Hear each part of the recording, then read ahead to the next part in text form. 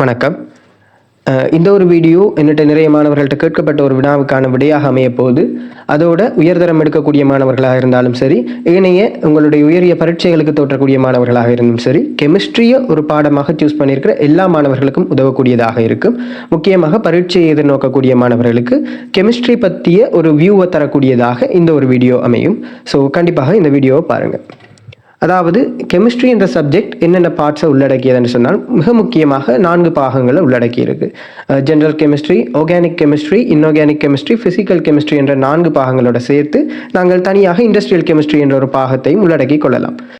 பெரும்பாலான நீங்கள் இந்த ஏ லெவலை ஃபினிஷ் பண்ண நிறைய மாணவர்கள்ட்ட கேட்டுக்கொள்ளலாம், உங்களுக்கு உங்களுடைய எக்ஸாம் நெருங்கும் பொழுது எந்த ஒரு பாடம் உங்களுக்கு கை கொடுத்த பாடமாக இருக்குது. அதாவது சில மாணவர்களுக்கு ஆரம்பத்தில் தளம்பல்களாக வந்தாலும் கூட ஒரு ஆர்கானிக் கெமிஸ்ட்ரி மற்றும் ஃபிசிக்கல் கெமிஸ்ட்ரியை நெருங்கும் பொழுது அவங்களுக்கு ஒரு சப்போர்ட் தரக்கூடிய, இன்னொரு எக்ஸ்ட்ரீம் சப்போர்ட் தரக்கூடிய ஒரு பாடமாக இந்த கெமிஸ்ட்ரி பாடம் அமைஞ்சிருக்குது என்று சொன்னால் அது உண்மையான ஒரு விடயமாக இருக்கும்.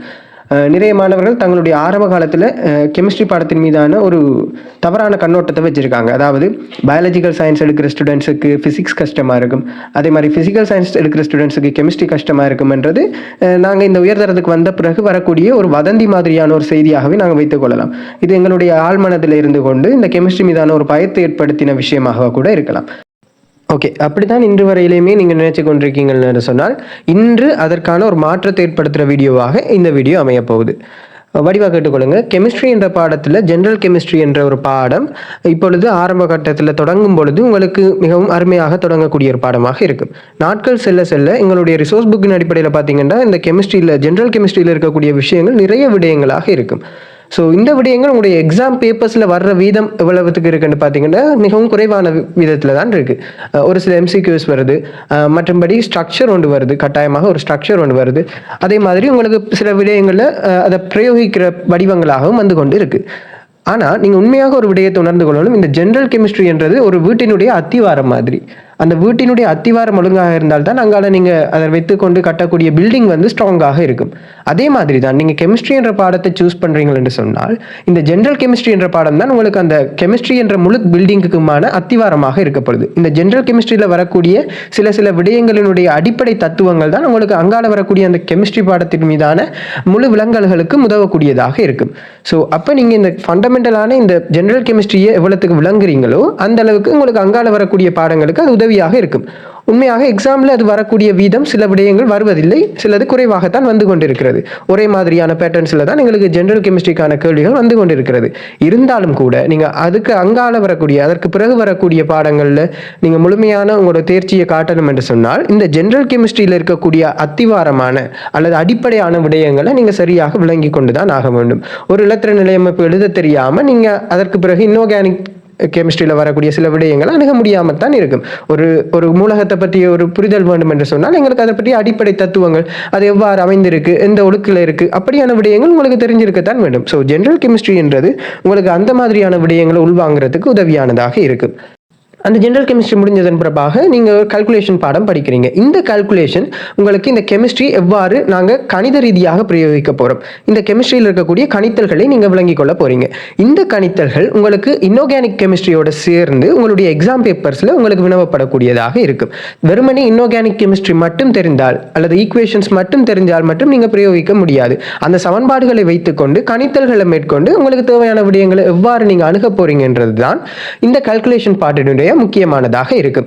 அதற்கு பிறகு வரக்கூடிய அந்த பிசிக்கல் கெமிஸ்ட்ரிக்கு உள்ளடங்கக்கூடிய கேசஸ் மற்றும் தெர்மோ உள்ளடக்கிய பகுதிகள் வந்து உங்களுக்கு பிசிக்கல் கெமிஸ்ட்ரியோட உள்ளடங்க போகுது. ஸோ இப்படியான விடயங்கள் வந்து கொண்டிருக்கும் பொழுது திடீரென்று உங்களுக்கு இன்ஆர்கானிக் கெமிஸ்ட்ரி அறிமுகப்படுத்தப்படும். இதுவரை காலமும் உங்களுக்கு சமன்பாடுகள் தரப்பட்டு அந்த சமன்பாடுகளூடாக நீங்கள் கணக்குகள் செஞ்சு கொண்டு இருப்பீங்க. திடீரென்று இன்ஆர்கானிக் கெமிஸ்ட்ரி வந்த பிறகு நீங்களாகவே சமன்பாடுகள் எழுத தொடங்குவீங்க. ஸோ அப்படி சமன்பாடுகள் எழுதணும் என்று சொன்னால் சில மாணவர்கள் நினைத்துக் கொள்வது நாங்கள் மனனம் செய்தே ஆகணும், கட்டாயமாக மனனம் செய்தால் மட்டும்தான் எங்களால் இப்படியான ஒரு விடயத்தில் நல்ல மார்க்ஸை எடுக்க முடியும் என்று யோசித்துக் கொள்கிறேன். ஆனால் அவ்வாறு இல்லை. நீங்கள் தொடர்ச்சியாக ப்ராக்டிஸ் செஞ்சு கொண்டு வரும் பொழுது, தொடர்ச்சியாக குறிப்பிட்ட கேள்விகளை செஞ்சு கொண்டு வரும் பொழுது அந்த சமன்பாடுகள் உங்களுக்கு தொடர்ச்சியாக ஞாபகம் வரக்கூடியதாக மாறிவிடும். ஸோ இன்ஆர்கானிக் கெமிஸ்ட்ரி வரும்பொழுது எல்லா மாணவர்களும் பயப்படுற விடயம் இந்த சமன்பாடுகள் மறந்து போகிறது. இருந்தாலும் கூட உங்களுடைய ரிசோர்ஸ் புக்கில் இருக்கக்கூடிய சமன்பாடுகள் இப்பொழுது மிக குறைந்த அளவில் தான் காணப்படுது. அந்த சமன்பாடுகளுக்குரிய கேள்விகளை வினாக்களை நீங்கள் தொடர்ச்சியாக செஞ்சு வந்தாலே கூட உங்களால் அந்த சமன்பாடுகள் குறிப்பிட்ட காலத்தில் ஞாபகம் வரக்கூடியதாக வந்துவிடக்கூடியதாக இருக்கும். ஸோ இன்ஆர்கானிக் கெமிஸ்ட்ரி வந்ததன் பிறகு உங்களுக்கு அந்த நீங்கள் ரசாயன கணித்தல்கள் என்று சொல்லப்படக்கூடிய கால்குலேஷன்ஸில் படித்த விஷயங்கள் உங்களுக்கு இங்கே வந்து உதவக்கூடியதாக இருக்கும். ஸோ கால்குலேஷன் பார்ட் உங்களுக்கு எங்கே உதவ போகுது என்று சொன்னால் இன்ஆர்கானிக் கெமிஸ்ட்ரியோட சேர்ந்து உங்களுடைய எக்ஸாம் பேப்பர்ஸில் வரப்போகுது. ஸோ நீங்கள் கால்குலேஷன் பார்ட் ஒழுங்காக படிக்காமல் வந்திருந்தீங்கன்னு சொன்னால் இந்த இன்ஆர்கானிக் கெமிஸ்ட்ரியில் வரக்கூடிய எஸ்ஏ கேள்விகளில் பி பார்ட் கேள்விகளை உங்களால் செய்ய முடியாமல் இருக்கும்ன்றதான் உண்மையான விடயமாக இருக்குது.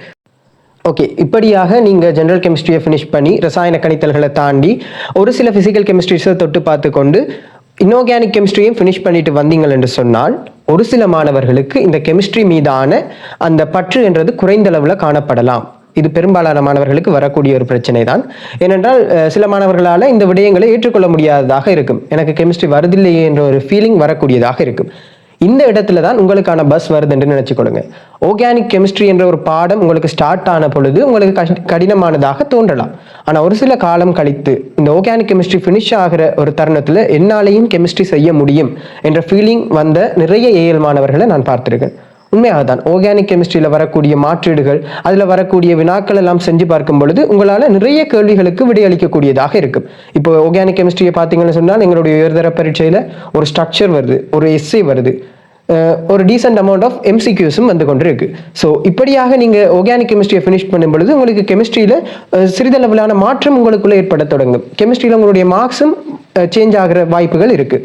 ஆர்கானிக் கெமிஸ்ட்ரியை முடித்ததன் பிறகு ஓகே எனக்கு கெமிஸ்ட்ரி ஓரளவு வரும் என்று ஃபீல் பண்ண மாணவர்களுக்கு ஃபிசிக்கல் கெமிஸ்ட்ரியும் ஒழுங்காக அமையும் என்று சொன்னால், ஃபிசிக்கல் கெமிஸ்ட்ரியும் நீங்கள் அழகாக படிப்பீர்கள் என்று சொன்னால் உங்களுக்கு கெமிஸ்ட்ரி ஏ வரதை யாராலும் தடுக்க முடியாது. உண்மையான விடயம். பிசிக்கல் கெமிஸ்ட்ரியில் உள்ளடங்கப்படுகின்ற விடயங்கள் தொடர்பான வினாக்கள் இப்பொழுது அதிக அளவில் கேட்கப்படுறது உண்மையான விடயமாக இருக்கு. பிசிக்கல் கெமிஸ்ட்ரியில் இருக்கக்கூடிய விடயங்களை நீங்க ஆழமாக புரிந்து கொண்டீர்கள் என்று சொன்னால் உங்களால் 2 எஸ்ஐஸ் செய்ய முடியுமாக இருக்கும். அதே மாதிரி ஒரு ஸ்ட்ரக்சர் செய்யக்கூடியதாக இருக்கும்.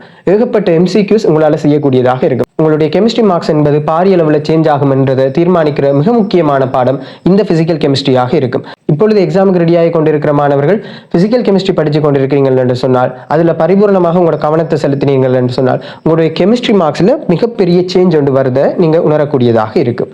ஆனால் ஒரு பி அல்லது சி லெவலில் மார்க்ஸ் எடுக்கணும் என்று சொன்னால் உங்களுக்கு இன்ஆர்கானிக் கெமிஸ்ட்ரி, ஆர்கானிக் கெமிஸ்ட்ரி மற்றும் ஜென்ரல் கெமிஸ்ட்ரி ஓரளவுக்கு தெரிந்தாலே உங்களால் பி மற்றும் சி லெவல் மார்க்ஸை இப்பொழுது ஏர்ன் பண்ணக்கூடியதாக இருக்கும். ஆனால் கட்டாயமாக எனக்கு ஏ லெவல் ரிசல்ட்ஸ் வேண்டும் என்று சொன்னால், ஏயில் ஒரு ரிசல்ட்ஸ் வேண்டும் என்று சொன்னால் இண்டஸ்ட்ரியல் கெமிஸ்ட்ரியை ஸ்கிப் பண்ணக்கூடாது. இப்பொழுது எக்ஸாமுக்கு இருக்கிற காலப்பகுதிகளில் நீங்கள் இண்டஸ்ட்ரியல் கெமிஸ்ட்ரியை மேலோட்டமாக வாசிக்க தொடங்கிடுங்க. அது உங்களுக்கு படிப்பிக்கிறாங்க படிப்பிக்காமல் போகிறாங்க, அது பிரச்சனை இல்லை. பட் நீங்களாகவே ஒரு தடவை இந்த இண்டஸ்ட்ரியல் கெமிஸ்ட்ரியில் என்ன விடயம் சொல்லப்படுதுன்றதை உங்களோட ரிசோர்ஸ் புக்கில் இருக்கிற விடயங்களை மேலோட்டமாக வாசிக்க தொடங்குங்க. ஏறக்குறைய ஒரு 4 to 5 எம்சிக்யூஸ் வரக்கூடிய வாய்ப்புகள் உங்களுடைய எக்ஸாம் பரீட்சை பேப்பரில் இருக்குது. ஸோ அதை நீங்கள் வீணாக வேஸ்ட் ஆக்காமல் 4-5 எம்சிக்யூஸ்ன்றது உங்களை பாரிய அளவில் சேஞ்ச் ஆக போகுது. உங்களுடைய ஏ என்ற டார்கெட் இருக்கக்கூடிய மாணவர்கள் இந்த கெமிஸ்ட்ரியில் இண்டஸ்ட்ரியல் கெமிஸ்ட்ரியை ஸ்கிப் பண்ணாமல் படிக்கிறது முக்கியமானதாக இருக்குது. So general chemistry, inorganic chemistry, organic chemistry, physical கெமிஸ்ட்ரியை தாண்டி எனக்கு ஏதான் டார்கெட் என்று இருக்கிற மாணவர்கள் இண்டஸ்ட்ரியல் கெமிஸ்ட்ரியையும் கட்டாயமாக படிக்க வேண்டியது முக்கியமானதாக இருக்குது. ஸோ எக்ஸாம் வியூக்கு என்று பார்க்கும் பொழுது இந்த கெமிஸ்ட்ரி பேப்பருக்கான ஆயத்தப்படுத்தல்கள் என்றது மாறுபட போகுது. பட் ஓவராலாக எனக்கு ஏதான் எடுக்கிற குறிக்கோளாக இருக்கின்ற மாணவர்கள் ஓவராலாக எல்லாத்தையும் படித்துக்கொண்டு முக்கியமாக இந்த குறிப்பிட்ட பாடங்களுக்கு இம்பார்ட்டன்ஸ் கொடுக்கறது அவசியமானதாக இருக்குது. ஸோ லாஸ்ட் டைமில் எக்ஸாம்ஸுக்கு எந்த பாடம் படிக்கணும் என்றது முடிவு செய்ய வேண்டியது உங்களுடைய அந்த எக்ஸாம் பேட்டர்னை பொறுத்ததாக இருக்குது. நீங்கள் கடந்த 5 வருட பேப்பர் எடுத்து பார்த்தீங்கன்னு சொன்னால் ஒரு முறைமையான பேட்டர்ன் ஒன்று வந்திருக்கிறத நீங்கள் உணரக்கூடியதாக இருக்கும். ஸோ அந்த விடயங்களை கருத்தில் கொண்டு உங்களுடைய எக்ஸாம்ஸுக்கான வியூஸ் அடிப்படையில் நீங்கள் படிக்க வேண்டும். அதே டைம் எல்லா பாடத்தையும் ஸ்கிப் பண்ணி கொண்டும் போகிறதில்லை. மேலோட்டமாக உங்களுக்கு எல்லாம் ஓவராலாக தெரிஞ்சிருக்க வேண்டும். எக்ஸாம்ஸுக்கு எது முக்கியமோ அதனை நீங்கள் ஆழமாக அதற்கு கொஞ்சம் கூடிய கவனம் செலுத்துறதில்லை எந்த விதமான தவறும் இல்லைன்னு யோசிக்கிறேன். ஸோ இந்த ஒரு கெமிஸ்ட்ரி எக்ஸாம் அல்லது இந்த ஒரு ஏஎல்ல என்னுடைய கெமிஸ்ட்ரி லைஃப்பில் நானும் இதே போல் நான் குறிப்பிட்டது மாதிரியான ஒரு சில அணுகல்களை நானும் உணர்ந்தேன் என்று சொல்கிறவங்க கீழே இருக்கக்கூடிய கமெண்ட் பாக்ஸில் கட்டாயமாக கமெண்ட் பண்ணுங்கள். ஏனென்னா பெரும்பாலான மாணவர்கள் இதே ஒரு பேட்டர்னை தான் ஃபாலோ பண்ணியிருப்பாங்க. ஸோ இந்த ஒரு விடயத்தை நீங்களும் உணர்ந்திருந்தீர்கள் என்று சொன்னால் கட்டாயமாக கமெண்ட் பாக்ஸில் கமெண்ட் பண்ணுங்கள். ஏனென்றால் இப்போ பயந்து கொண்டிருக்கக்கூடிய மாணவர்களுக்கு அது ஒரு ஊக்கம் தர்ற விடயமாக இருக்கலாம். அதற்காக நான் ஆரம்பத்தில் பயந்தா பிரச்சனை இல்லைன்னு இல்லை, அப்பொழுதே நீங்கள் படிக்க ஸ்டார்ட் பண்ணிடணும். இருந்தாலும் கூட அது பெரும்பாலான மாணவர்களுக்கு மாணவர்களுக்கு அப்படி ஒரு பயன்படுற சூழ்நிலை இருக்குன்றதை நீங்கள் புரிஞ்சு கொள்ளக்கூடியதாக இருக்கும். ஸோ இந்த ஒரு கெமிஸ்ட்ரி எக்ஸாம் அல்லது இந்த ஒரு கெமிஸ்ட்ரியை பற்றிய உங்களுக்கு புரிதல் ஒன்று சரியாக விளங்கப்படுத்தப்பட்டிருக்கும் என்று நினைக்கிறேன். ஸோ அடுத்த வீடியோவில் சந்திப்போம். கட்டாயமாக லைக் பண்ணுங்கள், ஷேர் பண்ணுங்கள், கமெண்ட் பண்ணுங்கள். மினிமம் ஒரு 500 லைக்ஸ் ஆச்சும் இந்த வீடியோவுக்கு நான் எதிர்பார்க்குறேன். அடுத்தடுத்த வீடியோஸ் போட அது எனக்கு மோட்டிவ் பண்ணும். தேங்க்யூ.